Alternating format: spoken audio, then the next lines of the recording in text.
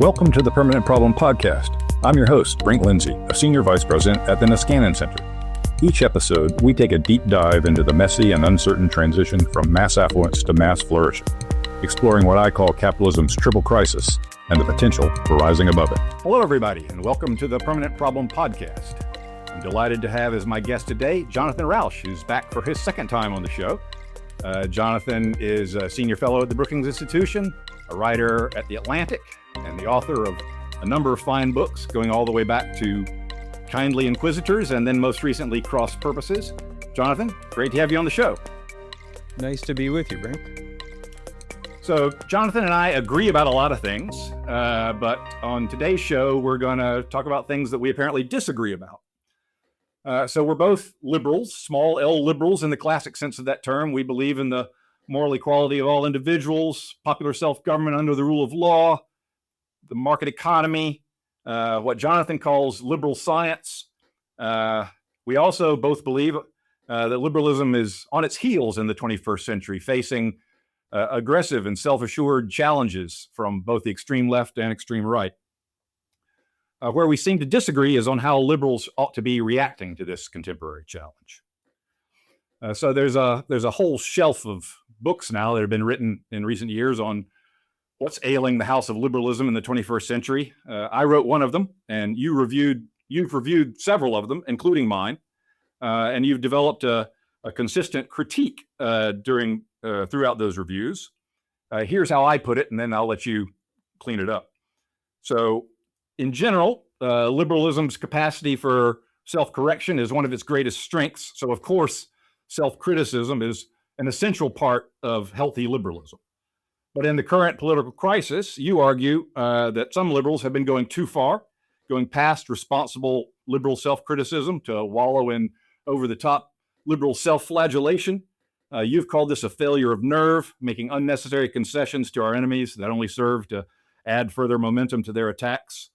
So we'll dive very deeply into all of this, but does that sound about right? How would you put it? Well, it's in the ballpark. The quotations at the end I don't recognize as words that I wrote, but the general ballpark is correct. Failure of nerve was a quote. Oh, I'm sorry? Failure of nerve was a quote. Yeah, well, that sounds right. If I said enemies, I'm disappointed in myself. I may have, but I try not to use that kind of intense opponents. That's better. But yeah, that's the ballpark, and that's not to negate the importance of criticism and the importance of recognizing failure. And there's certainly been plenty of those, and I bear my share of responsibility for missing any number of turning points. So where I don't think we're fundamentally disagreeing that there are some important flaws that it's just very important to fix, and that if we don't, we're in trouble. I think. I'm not even sure the extent to which we actually disagree on these things as opposed to weighting them differently. But one thing I think that's going on is almost an eagerness on the part of many liberals to support and sometimes exaggerate criticisms that are not all that well founded.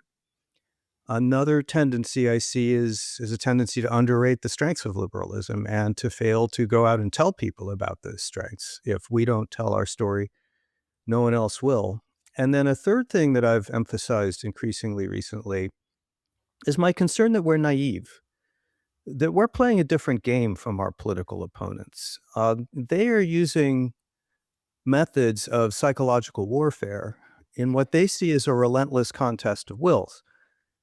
They're using powerful propaganda techniques. Those include lies, distortions, half-truths, exaggerations, and they're quite ruthless about it. And I think we tend to be naive about what we're up against, internalize the criticisms as if they were well-intentioned without understanding the nature of the conflict that we face. So I don't know if we disagree on those things in particular or simply weight them differently. I don't know. What do you think?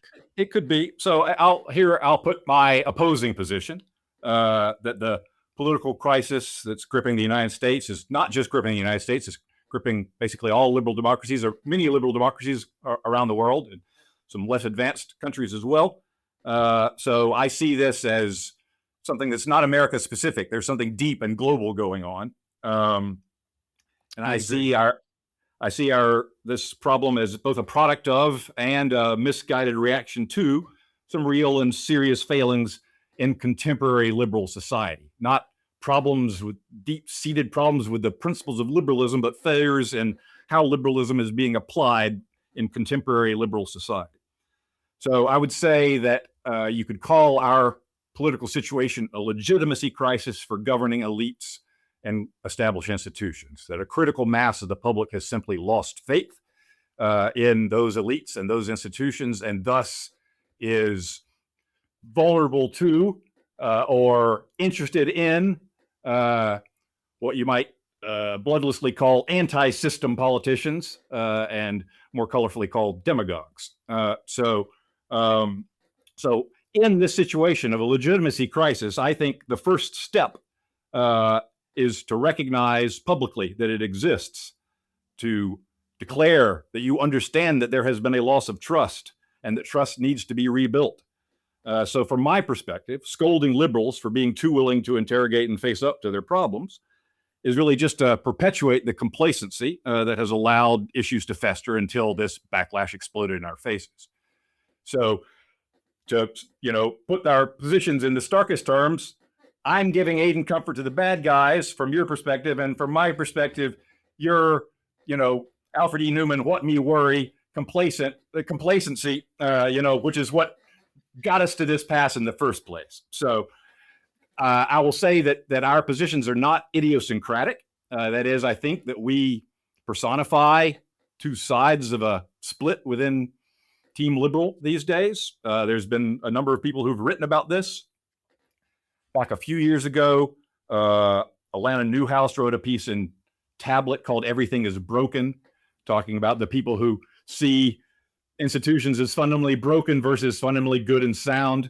Aaron Wren wrote a piece about sort of old orderists versus new orderists, people who, want us, basically are conservative, small c conservative, want to preserve existing institutions. Others who think that there's some real kind of ground up institutional rebuilding that needs to be done. They would be the new orderists.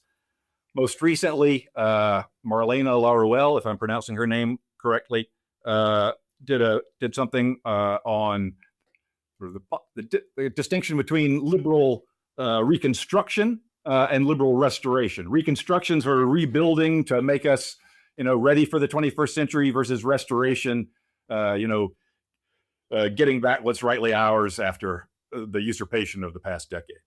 So do any of those dichotomies resonate with you at all, or not really? The dichotomies don't, because they're dichotomous, and it's just not the way I think. I'm very much a what is it, fox, not hedgehog? Is that the distinction?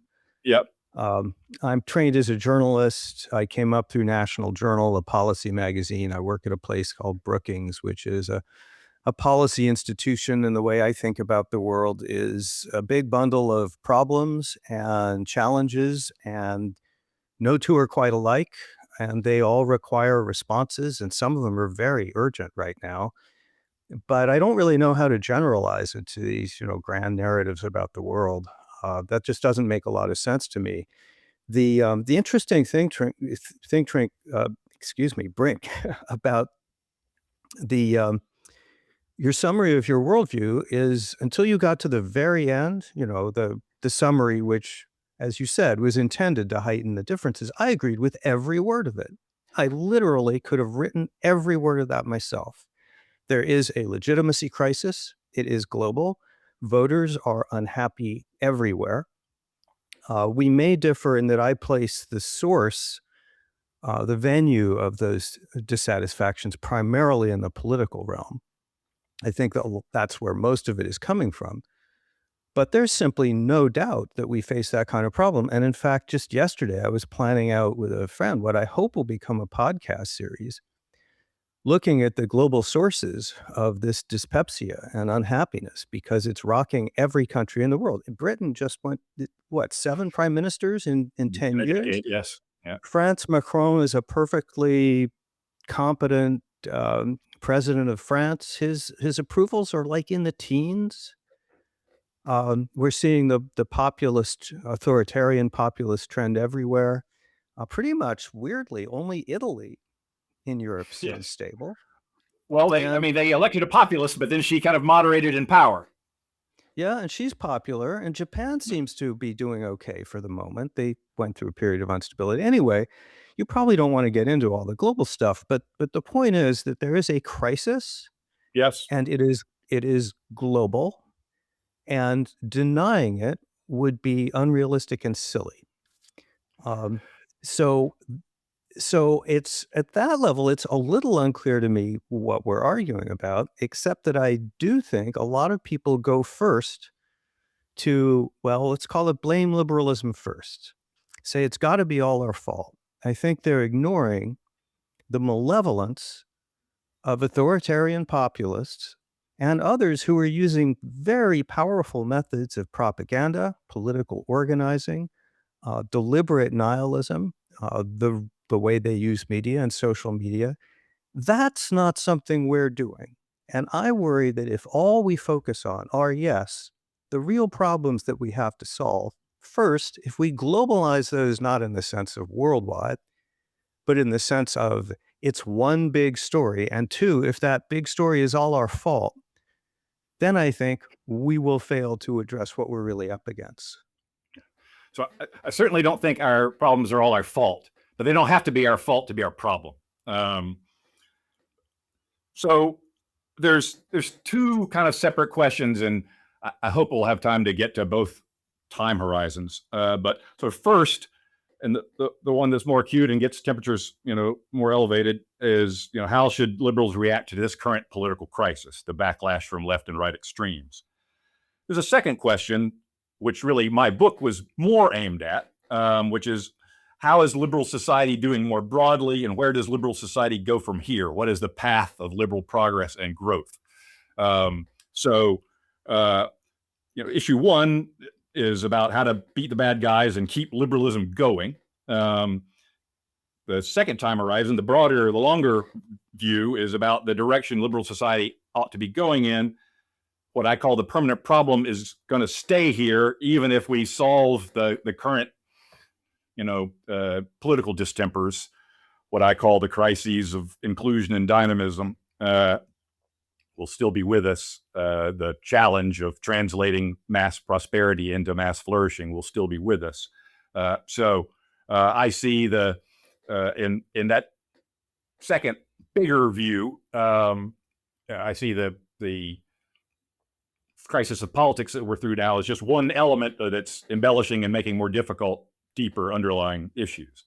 And this, you said you're a fox and you're a journalist by training, and you see details, and so I'm I don't know what I am by training, but what I've wound up figuring out is that I specialize in generalizing. So all my books are big picture narratives where I try to see some pattern in events that isn't what everybody else is saying, and try to help us understand the details through presenting them in a new frame. So that's it. As I've gotten older, I've become more and more convinced that our sort of ideological knee jerks have a lot to do with our personality. That what we think is kind of very carefully thought out intellection. A lot of it is just who we are being expressed on political questions, and so it could be that some of our differences here are just personality differences. That my sweeping broad statements rub you the wrong way as undersourced, and perhaps I am frustrated at your lack of being able to see the same big picture I see. So it could be that rather than substantive disagreements about specific X, Y, and Z, we just have kind of different ways of looking at things that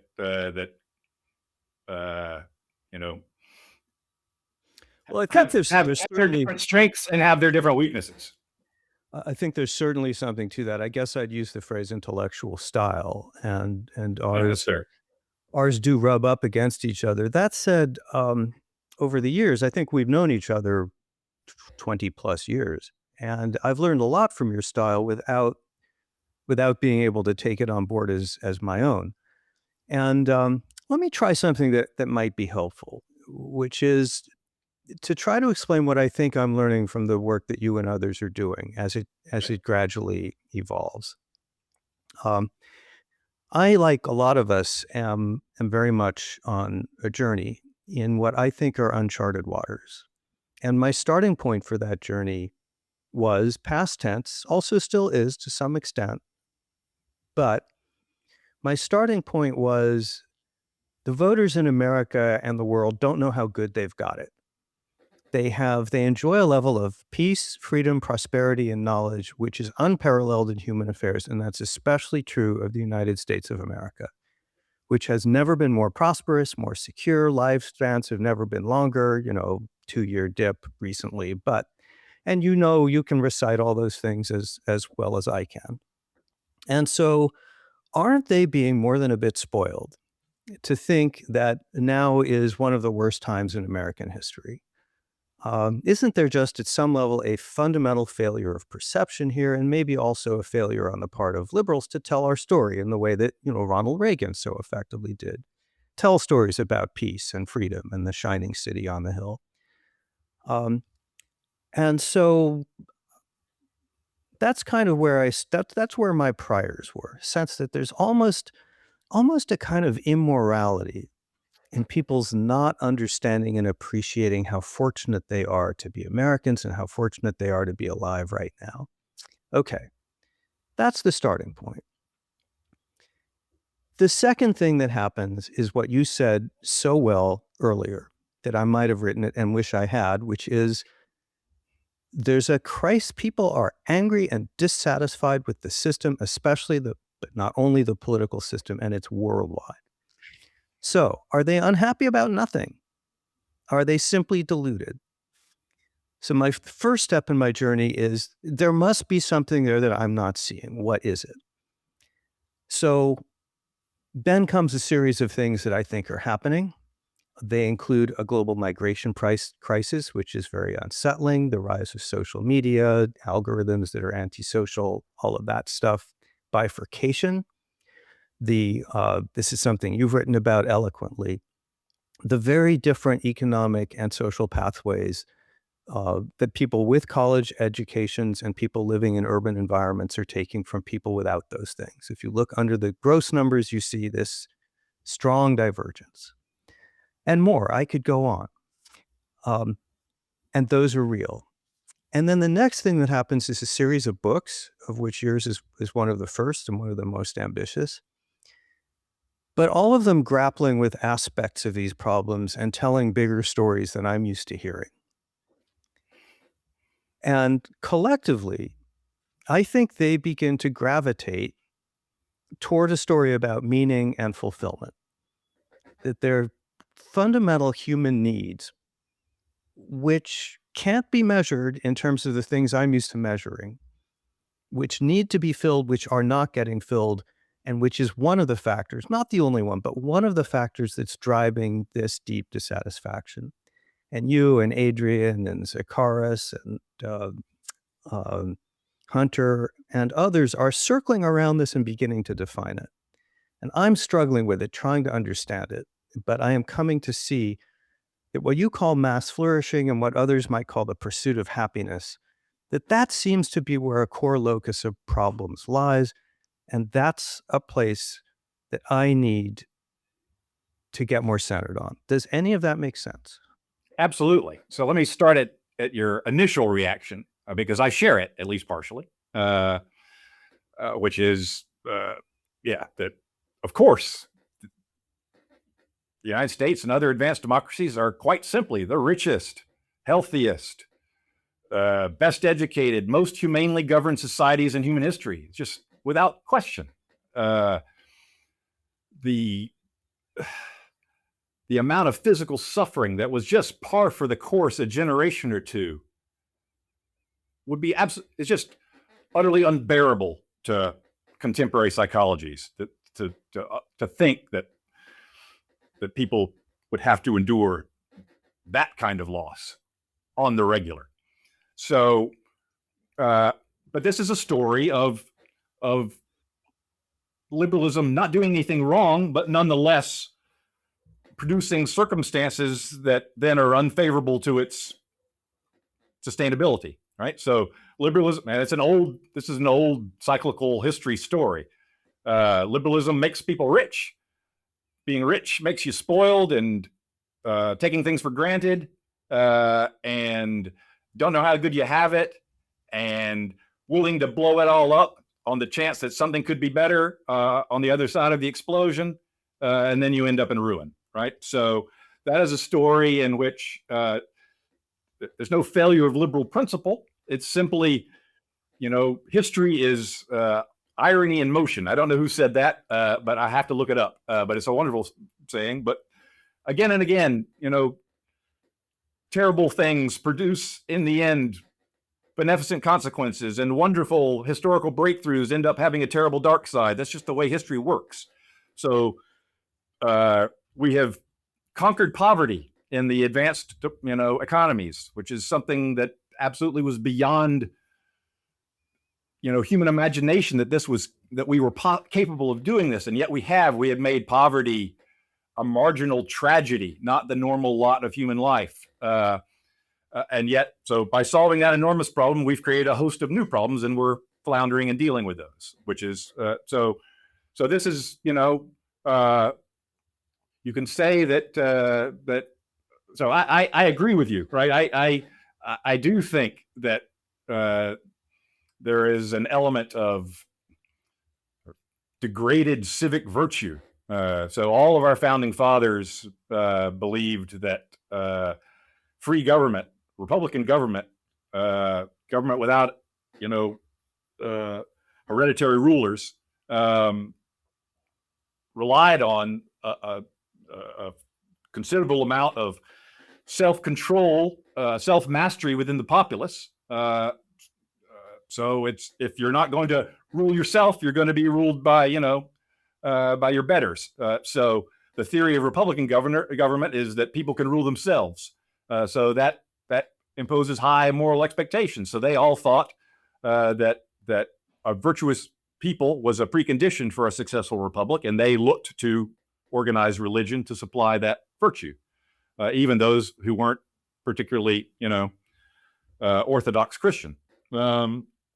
So the threat of declining civic virtue for the future of liberalism is an old worry, and it seems to me relevant to our current situation. I would say, so my plotted history of the political crisis more narrowly is two things. First, this deepening class divide along educational lines, where the non-college educated jobs are higher paying and much cleaner and safer than the jobs of the past. And yet the status of ordinary workers today, so the importance of what ordinary workers can contribute to the common weal is simply less than it was when we were poorer. During industrialization, progress, economic progress, industrial might, all depended upon mass inputs of brute physical labor and mindless clerical labor. And that dependence, that created the class conflict that defined industrial capitalism. And that was a big deal. That was a huge source of instability. It gave rise to the socialist movement, which gave rise to totalitarian communism, which gave rise to the Cold War and the threat of nuclear holocaust, right? You don't get more unstable than that. So our old style industrial conflict, class conflict, was a big deal, and it all hinged on dependence of progress on dirty, dangerous work.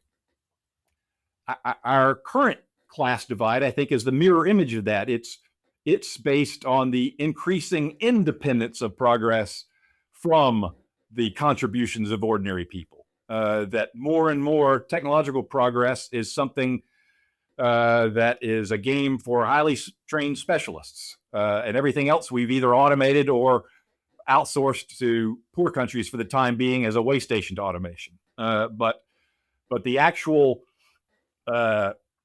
pushing the whole system forward, which ordinary workers, factory workers used to do. They used to be deployed on the technological frontier along with their managers and bosses in the auto and steel industry. They were clearly integral to the building of American riches in a way that service labor is nice to have. It gives you luxuries, it gives you fripperies, and things are nice, but it just isn't as existentially as important as it was back in the day. Back in the day when you had organized labor and they could go on strike, and the steel industry went on strike, it was a national security crisis, right? So it was a global security crisis, because if the American economy is in a jam, then world freedom is imperiled. So there was enormous importance to what ordinary workers did, and it was widely recognized. The socialist movement saw the ordinary worker, the proletarian, as the protagonist of world history.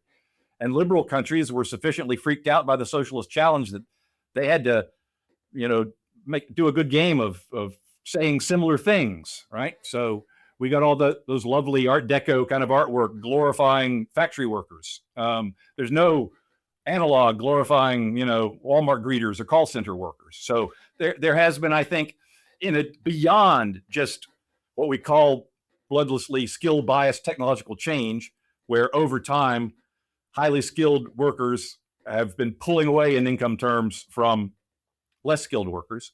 So in addition to sort of getting farther and farther relatively behind in income and living standards over time, you've had this status diminution where the work you do just isn't as important as it was in the past, and everybody knows it.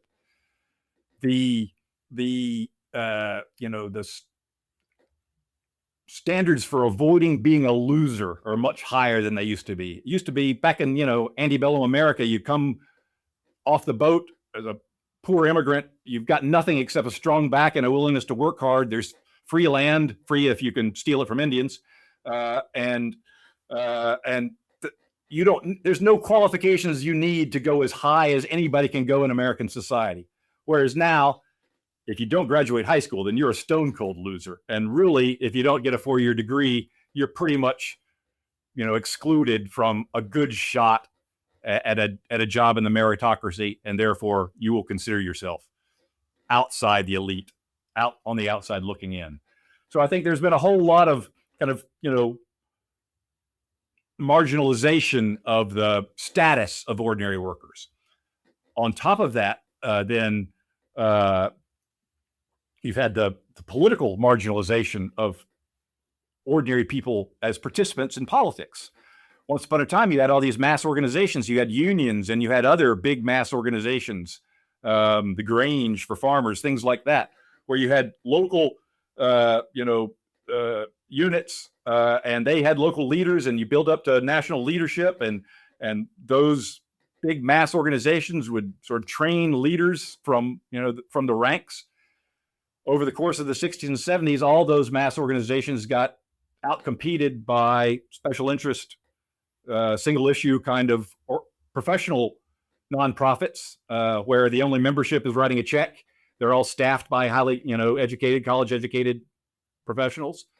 So the capacity of ordinary people to participate directly in political life and have their, people from their ranks in Congress or in the administration and people in their ranks, being paid attention to is just much, much, much less than it was back in the day. So I would say all of that economic and social and political marginalization has produced great gobs of angst and resentment amongst the people who are on the outside looking in, and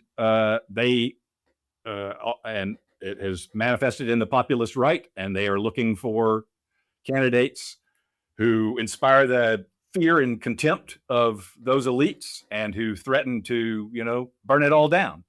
So I think that's step one, part one of my potted history of this political crisis is the changing structure of the American economy produced this class cleavage. That class cleavage, the way it's played out over time, has produced a real sense of us against them by the sort of,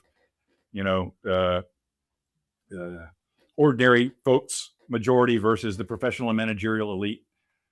Then I would say all of this is occurring against a worsening information environment. So I'm have grown persuaded by the kind of media analysis of people like Marshall McLuhan and Neil Postman that the medium of communication has a great, beyond what's the actual content of any medium, the actual medium itself has a big effect on how we think and how we interact. And I've grown convinced that our conversion from a political print culture to a political video culture is a dumbing down, and the level of political debate is lower than it was. Print culture is logical and rigorous and analytical and deliberative. Video culture is emotional and spontaneous and reactive and simplistic. And I think you see all of that. You see those cognitive traits of a simpler way of apprehending the world in populist politics.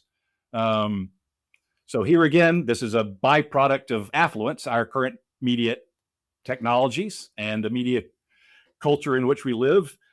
The richer we get, the more important entertainment becomes to, as far as how we spend our days. And we've decided to fuse politics and entertainment in a really corrupt amalgam with, now, a reality TV star as president who's basically running the White House as a TV show. So those are my two elements. So class conflict against the backdrop of a media information environment that's making liberal democracy harder. Well, this goes to the very first thing you said, which I think adroitly framed the conversation, a difference in intellectual style. Those are important things, but I would say that there are far too few of them. That there's a lot more happening than those things, but those are important things. I'll enter as a footnote, because I'm pretty sure you don't disagree with it, that when we talk about the declining status of the working man, we're talking about white, less than high school educated working men, blue collar. And less than college, not less than high school. Well, for a long time, it was less than high school. More recently, now less than college. Not now, correct. But less than college. Less than 4-year degree is what we're really talking about now. Yep. But then in most of this period, you wouldn't have wanted to be woman, African American, and so forth. Sure. And so what we seem to be talking about there is a status decline of not everybody, but of a particular group for whom a narrative of cultural dominance was important. My colleague at Brookings, Carol Graham, studies optimism and hope. And she finds that one group in America has consistently less of it than others, and that's white working class men, even though objectively they are doing better than black working class men.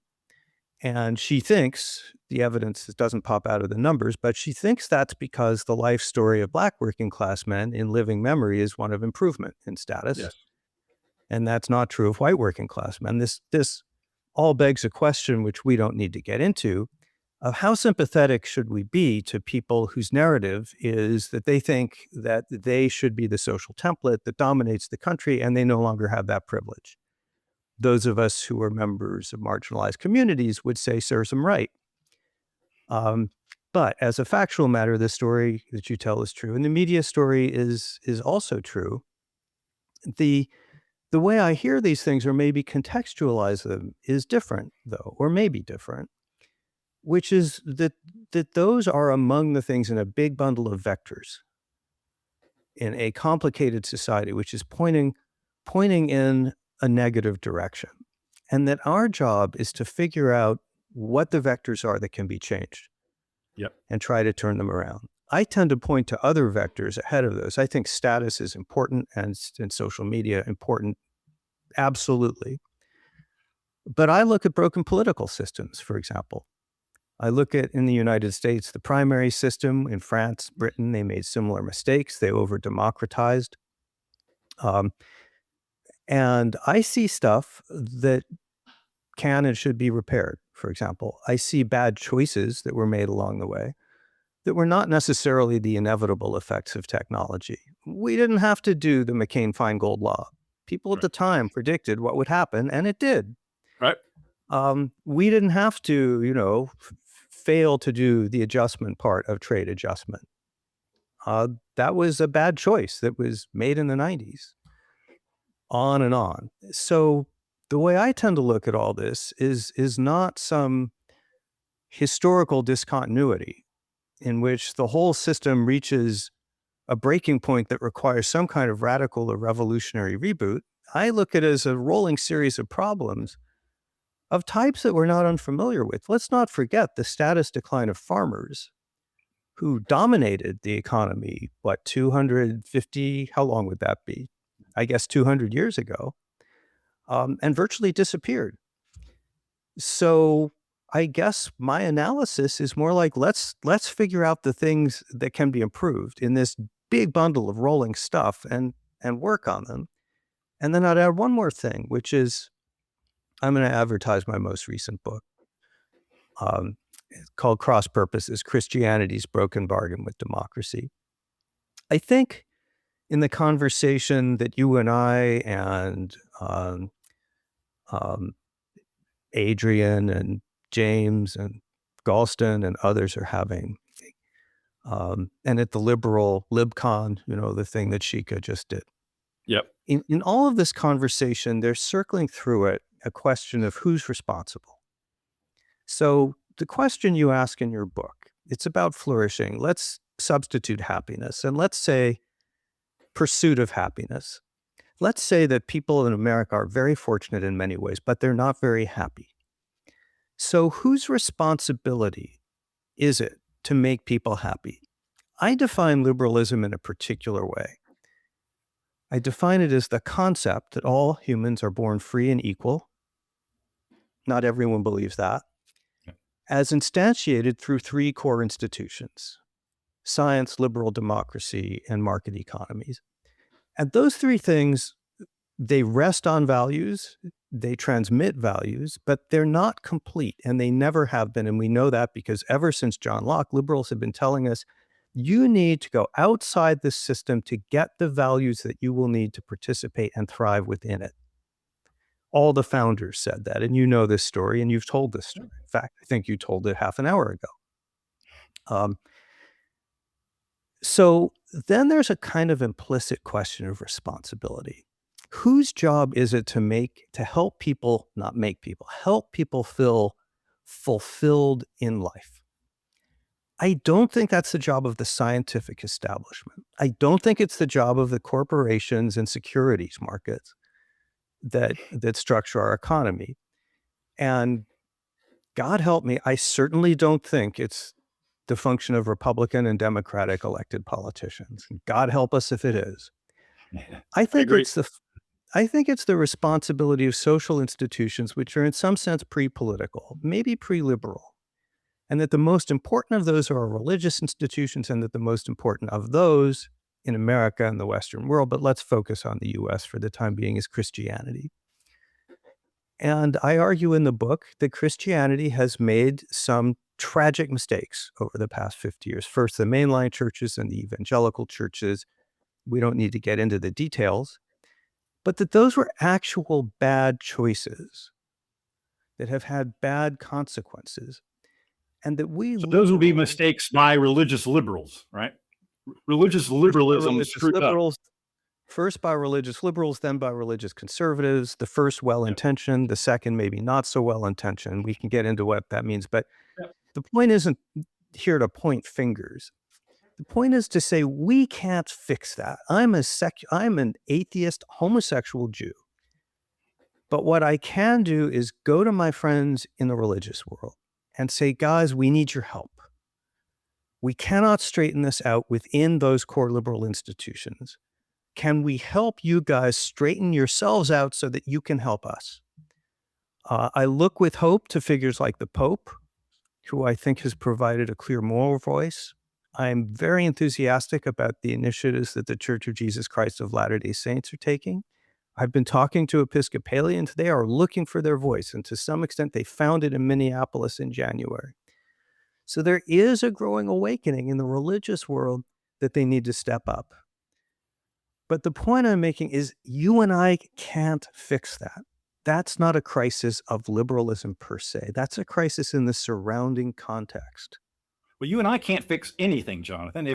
If we thought these were purely policy, if we thought all our problems could be solved by pure policy wonkery, still, you and I couldn't fix them, right? All we can do is talk about them.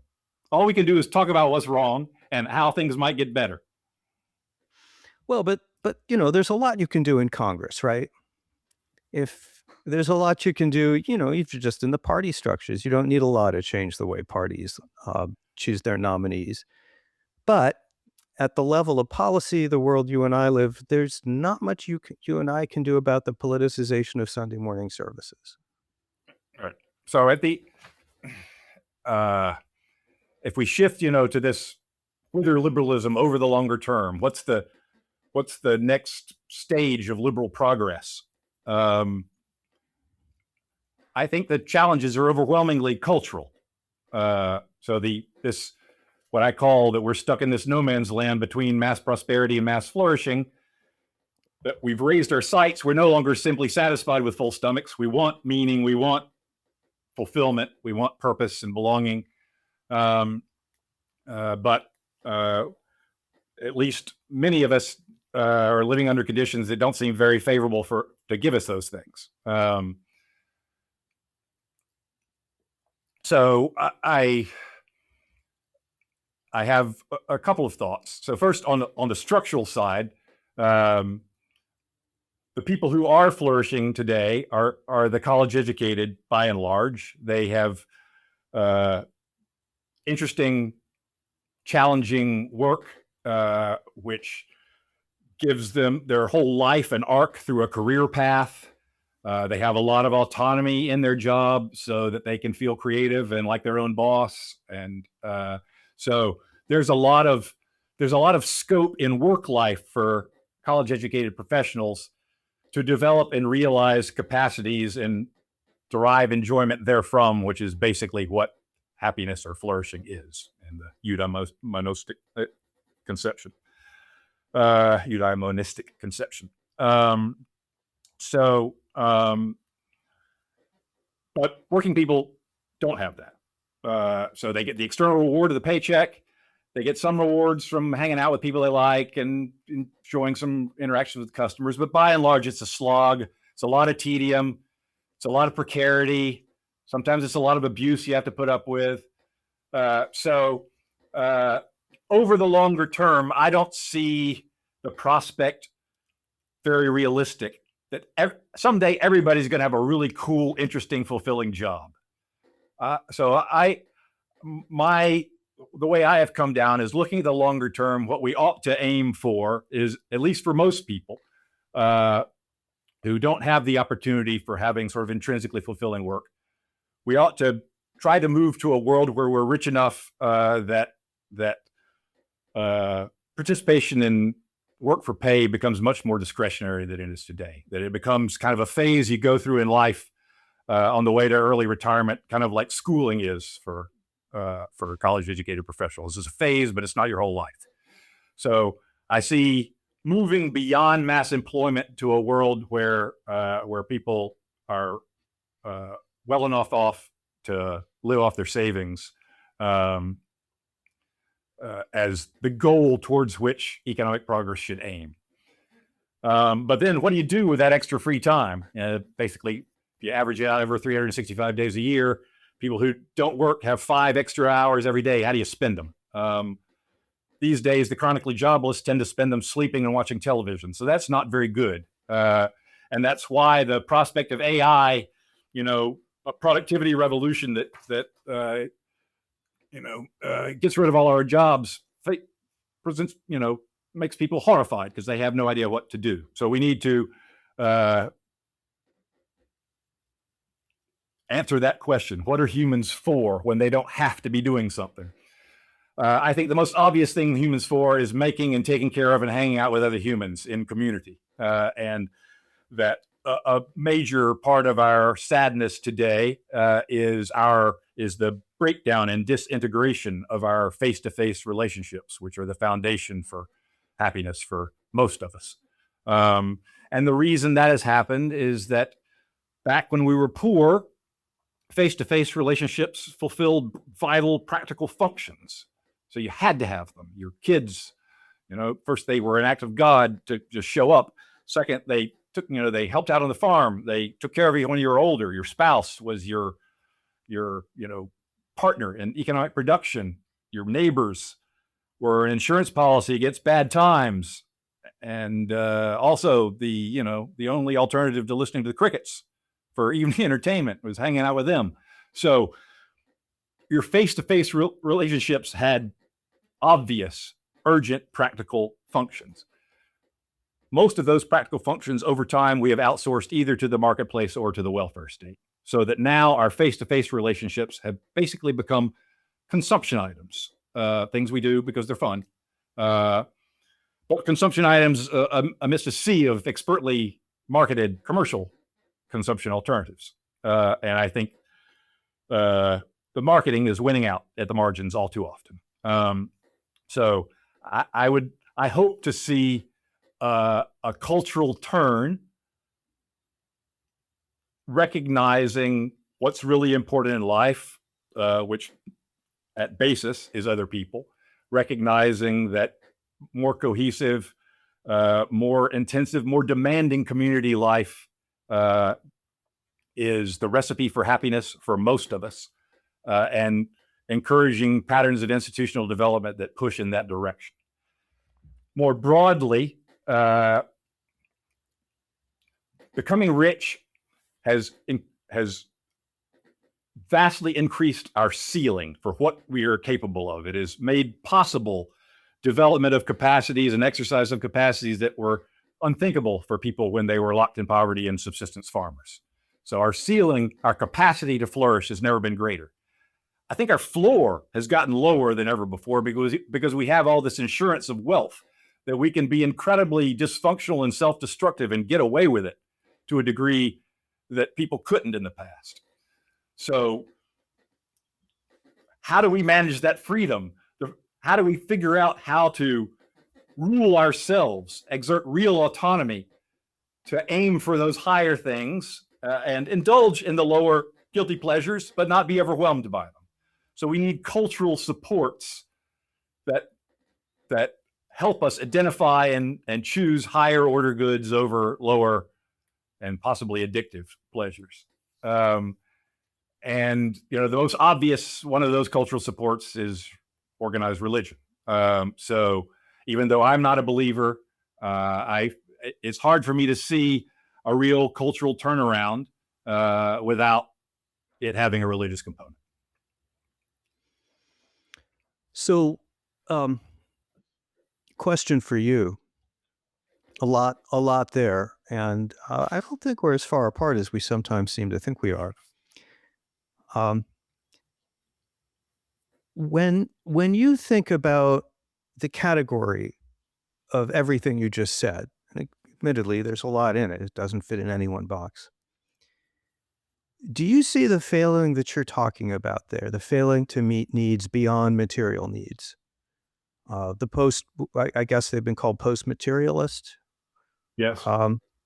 Who's that guy? Anyway, do you locate that failing conceptually as a failing of liberal institutions? Or do you locate that as a problem in the environment in which those institutions are struggling to function? Is that a meaningful question even? The effect of the operation of liberal institutions over time has been to ramp up the importance of markets and bureaucracy in our life, and over time reduce the functions of, and therefore the place in our lives of, intermediate institutions. And those intermediate institutions are give us a lot of social stability and also give us a lot of that meaning-making functions. So when you're left with nothing but kind of managerialism and consumerism, that's pretty thin gruel for a culture of human flourishing to be made out of. You need other components, as you said. So liberalism never promised, right, to provide those. Those existed already. Those meaning making intermediate institutions existed already when liberalism arose. But over time, the operation of liberal institutions has served to erode those. So I don't think anybody did anything wrong, and I don't think it was a mistake I don't think any of that erosion was necessarily a mistake. But this is the position we have found ourselves in, that we need to do. So I wrote an essay about the advance of the capitalist monoculture, and I talked about how when I was a kid, just consumerism and the expressive individualism of consumerism and the kind of narcissism of consumerism, those are things we see in the culture more broadly. Those were balanced by a lot of other forces in the culture. Many of them hidebound and backwards, and we're glad they're gone, but still. So we had the sexual division of labor. So we had the whole woman's world, which wasn't the reign of commerce, wasn't the reign of economic rationality. It was the reign of sentiment and love and care. We had the learned professions, law and medicine, which set themselves in opposition to commerce. They were supposed to represent the interests of their clients and guard against conflicts of interest. Over time, law and medicine have been completely commercialized. The university set apart the life of the mind as something different from getting and spending. University became a mass institution and then became a certifying institution for entrance to the meritocracy, and has become commercialized and has basically become, instead of something totally separate and apart from the world of getting and spending, it is a training school for maximizing your ability to get and spend. The church obviously stands, as an alternative viewpoint from mammon, but it has declined dramatically in our lifetime. So in one of these areas after another that had other values being injected into the culture besides bureaucratic control and money making, a lot of them had problems, and we don't mourn their passing, but they've left a hole in the culture that we have not figured out how to rebuild. And so I think that is the great challenge of rich societies, is to figure out how to build those intermediate institutions that help people control themselves and be responsible for their own lives and live their own lives well. So, we have in our class, the highly educated, we have the brass ring of the great job in the meritocracy and getting into the good school and then getting the good job. All of that is an incentive structure which gives kind of good, solid, careerist, external reward motives for a culture of self-denial and long-term planning and real autonomy. Right? People outside of that world aren't developing those traits, and so in our current sort of cultural free-for-all, they're getting lost. So this crisis of disconnection, this crisis of meaning, it's much worse on the other side of the class divide than it is on our side.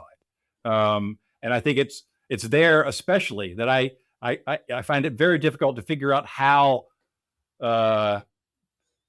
culturally ordinary people are going to find their way back to lives of self mastery without religion. It's hard for me to see it happening purely secularly. So I'm going to try to summarize what I think I just heard to see if I understand, and then maybe make a few comments. And there's so much there, I'll only be able to respond to parts. I think the story I just heard is that liberalism by itself was not the cause of the excesses of commercialization, consumerism, and individualism that we've seen over the past several decades. But it either accelerated those things or at a bare minimum did nothing to slow them down. Yeah, just to interrupt briefly, my bad guy is mass affluence. That is, it's that we have problems of mass affluence. Mass affluence isn't a bad guy. It's the greatest thing that's ever happened, but it has brought problems in its train. And maybe And liberalism gave us mass affluence, right? Sorry. That there were aspects of liberalism that are pretty fundamental to liberalism, not just incidental, which accelerated some of those bad things. And you and Adrian talked about that on a previous episode, for example. So if that's what I just heard, there's a lot to it. There are some things, although I certainly disagree with post-liberals about their prescription, they've identified some true things. Now, I don't give them a lot of credit for that, because the reason we know that liberalism is not all that good at supplying meaning in life is because we've been saying so. We told them that, and we've been telling them that for 250 years. So they did not discover this. Adrian Wooldridge did very nicely that everything good and insightful and incisive you read in a post-liberal has been said better 50, 100, 200 years ago by a liberal. And they're all kind of rehash Nietzsche. That said, what they're saying is not wrong. I agree. They have identified symptoms that are real. Well, yeah, they've co-opted things that we identified that were. Okay, that's right. I love to quote Hillary Clinton's 1993 speech on the politics of meaning, in which she says all the things we're saying, and she was mocked for it, but she was not wrong to say people feel an absence of meaning in their lives. So that's true, and it's a problem. We may differ in that I hear, again, I may be mischaracterizing or misunderstanding, but I hear more economism in your diagnosis than I feel is right. I'm not sure this has all that much to do with the nature of jobs and occupations and the sense of status that went with factory work. I think it's easy to forget that most of those jobs were always miserable. People hated them. We all remember what happened to labor relations. We all remember the very low status of the working man.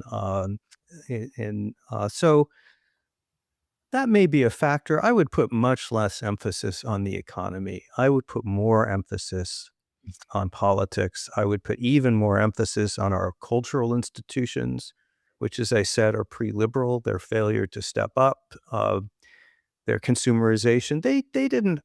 So Christianity is a countercultural faith, and it does best when it stands not in opposition to, but in contrast to the culture of individualism and consumerism. Well, if you're in an environment where people are shopping from churches and bouncing from one to the next, and churches are competing to see which can offer the lowest barriers to entry so you don't have to do anything.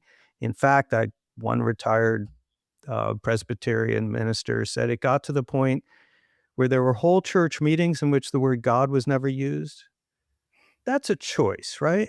That's not something that was imposed by McDonald's franchises. Right. And so I tend to look at these things outside of the domain of the structures of our economic system. I look more to the political system, where we have some very serious problems, but in principle, problems that can be addressed. But maybe the main difference in all of that is the one I mentioned earlier. It's a problem, but I don't think we can solve it by blaming primarily ourselves. I think liberals need to, of course, we need to diagnose, we need to understand the problems in the system, we need to fix them. But at the same time, it is as important or even more important for us to address the other institutions that are not doing their job, some of which have, I put the post-liberals in this camp, some of which have done a brilliant job of blaming us for their failures. I tell my Christian friends, if you want to know why the percentage of Americans affiliated with the church was 70%, 70%, right through polling in the 20th century and is now below half, maybe you should look in the mirror. Maybe that's not my fault. So I realize it's not constructive to point fingers and call people out. That's not what I'm suggesting, but I am suggesting it's important for people like you and me, as we self-criticize, to hold others to account as well, and to remind the American public and maybe the world public that we cannot simply, we liberals, liberalism, we cannot simply gift them a system that meets all their needs, that there are other responsibilities held by other institutions and by individuals. I don't think you disagree with any of that in principle. I think maybe we're talking about emphasis. Yeah. So going back to the economics, I would say I do think the class divide is really important to understanding the political crisis and the larger social melees. And it's the, so first there's just like a genuine divergence in chances for a happy life based on educational, qualifications now. So the odds of getting married, the odds of growing up in a two-parent family, the odds of owning a home, life expectancy, all of these are diverging now. They're and so during the industrial era, when jobs were much worse and people were much poorer, ordinary working stiffs, their physical lives were much worse. But I feel their spiritual lives were richer in many ways. First, they had this experience of just almost like time-lapse photography of seeing their living standards rise, right? They were on this one-time journey from poverty to affluence, and they wrote it, and it was exhilarating, and it took a lot of the sting out of the terrible work they had to do during 9 to 5. Plus, they were enmeshed in deep, cohesive communities, which were sometimes oppressive and awful, but also gave a lot of gave roots and gave sense of meaning and belonging. And so now you have people whose jobs are not as physically demanding or difficult, and that pay better, but the experience of climbing through the ranks and gaining on the rich, that's gone. You're falling behind more and more, and in all these different dimensions of outside of dollars of your chances for having a good life, we're seeing this the prospects for flourishing diverging between the people at the top and everybody else, and that's something different from the first 3/4 of the 20th century, and it's bad. So I do think figuring out how to employ people and figuring out how people will spend their time if they're not employed, those are big challenges over the next 50 to 100 years. They don't necessarily play directly into the current crisis of liberal democracy, right? But that wasn't the main thing I was thinking about when I was writing my book. But beyond that, the failures of broader institutions, I agree. I've never said that I never wrote a word of criticism of principles of liberalism. Liberalism certainly has kind of characteristic vices, right? It has a kind of a universalism that can be preachy, and it's got a thinness that can miss the woolly, undefinable, unquantifiable things that actually matter to people.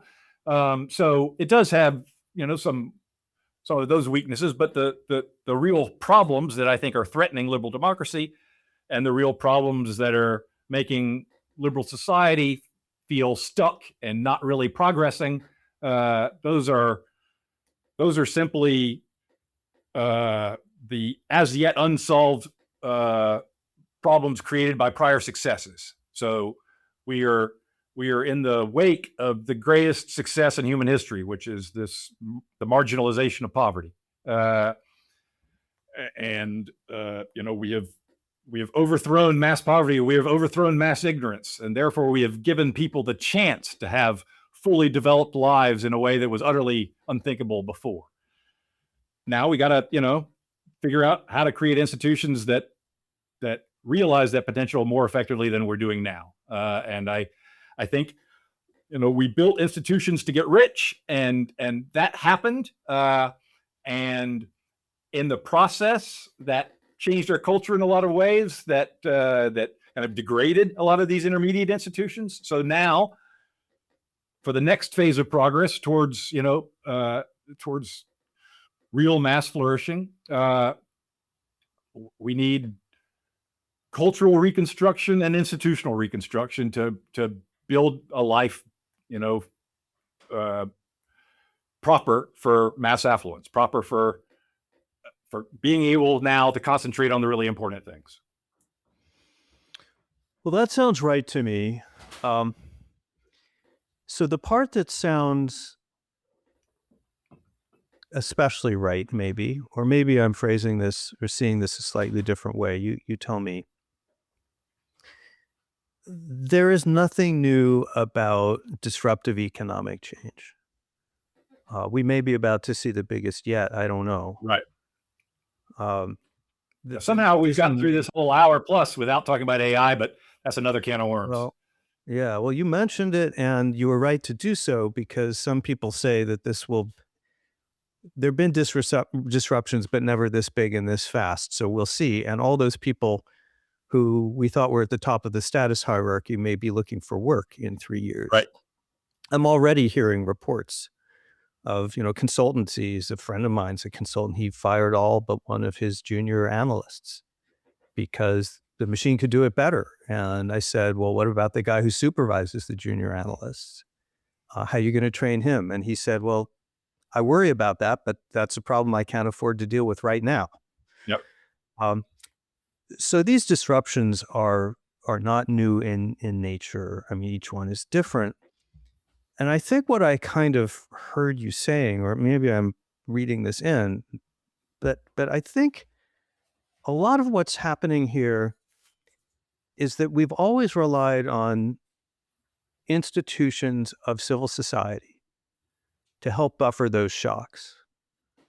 And that those buffers, those outside institutions, that's your friends, your family, your community, your church, it's the local Elks Club, it's the Boy Scouts, it's the fact that you're volunteering at the soup kitchen, or you're teaching Sunday school.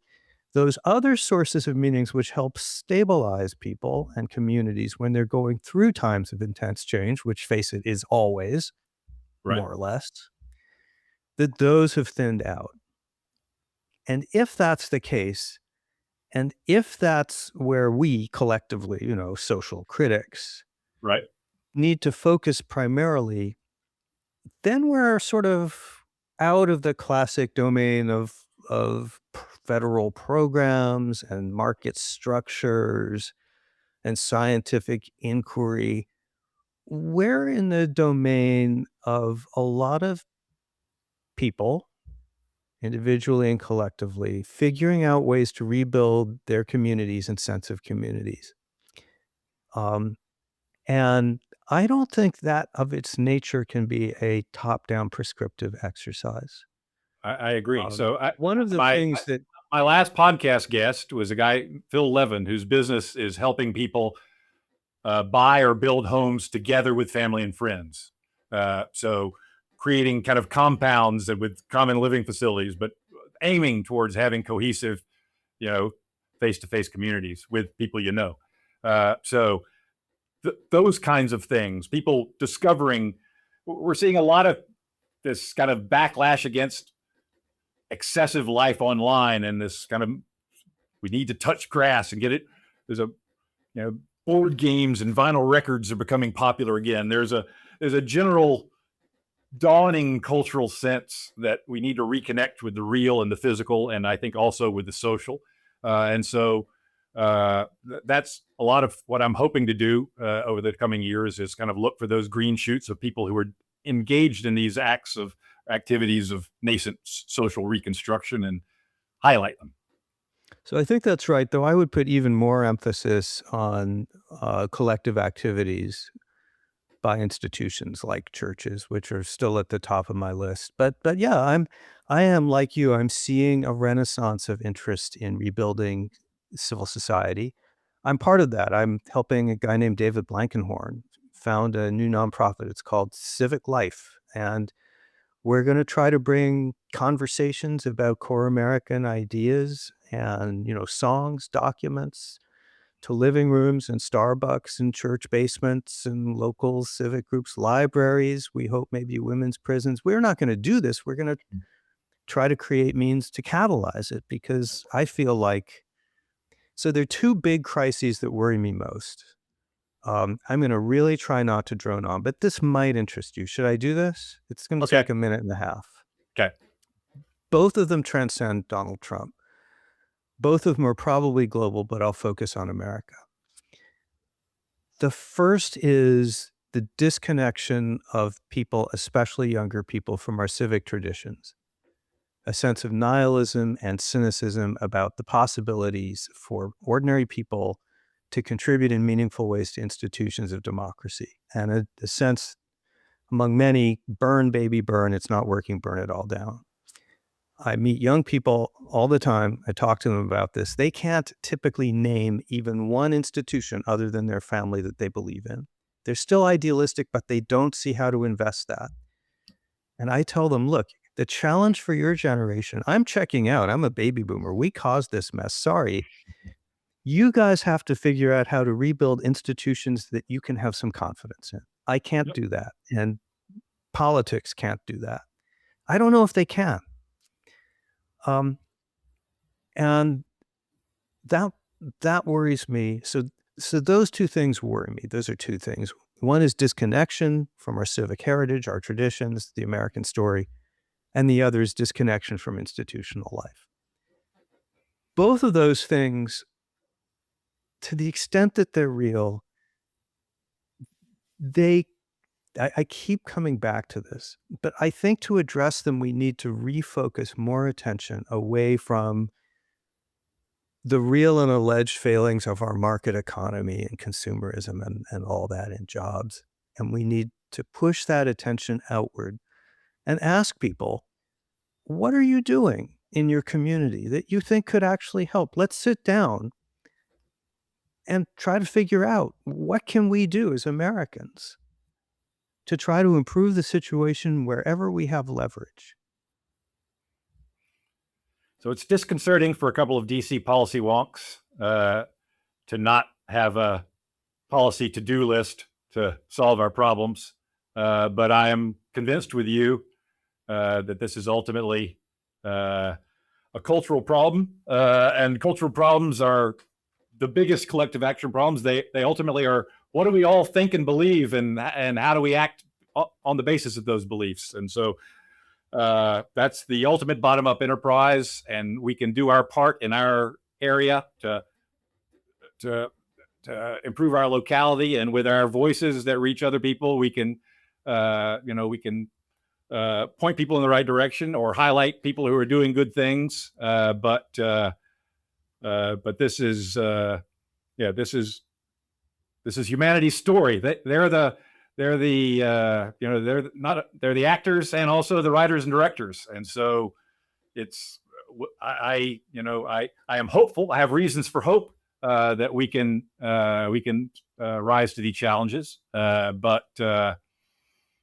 Well, I realize you're closing out the show, but I just want to take a stab at something on the way out the door, hopefully in a way that wraps up rather than provokes. Okay. In organizing this conversation, you asked the question, something like, I'll paraphrase, how much criticism by liberalism of these institutions is justified and how much is too much? May not be exactly what you said, but where do we draw that line? And I think my answer to that is the right amount is the amount that calls attention to things that we should and can fix within markets, democracies, and science, liberal democracy and science. But the too much is when we redirect attention that belongs elsewhere to ourselves. And that's why I feel the criticism has gotten out of hand, or was getting out of hand. I think one advantage of the work that you and Adrian and Ryan Avent and all the others that we mentioned and others that I don't know about and others to come is I think this work is adding up to a collective body which is advancing the conversation substantively as people listen to these critiques, as they refine them, as they increasingly see where these problems are located. And that to me is also a source of encouragement because that's what liberal intellectuals should be doing, right? It's what I'm trying to do. I'm still groping, as you can tell, but I think we're getting somewhere. Yeah, that's the thing about modernity. We're always on, completely unexplored territory. We're always at the frontier. Nobody's ever done this before. So we're all blind men trying to feel the elephant. And if you feel that, as far as the scope of critique, since I think, the biggest problems facing liberalism these days are cultural, and culture involves everybody. It's hard for me to figure out, culture is everybody's responsibility. So it's the responsibility of writers and thinkers to talk about it and raise the issues. It's the responsibility of everybody to live up to the best within themselves. So I'm not sure that I buy into the idea that there's some stuff that liberals ought not to talk about because that's somebody else's problem. But I certainly agree that we're all in an enterprise of trying to figure things out, and we're in the dark, we're in the gloom, we're doing the best we can.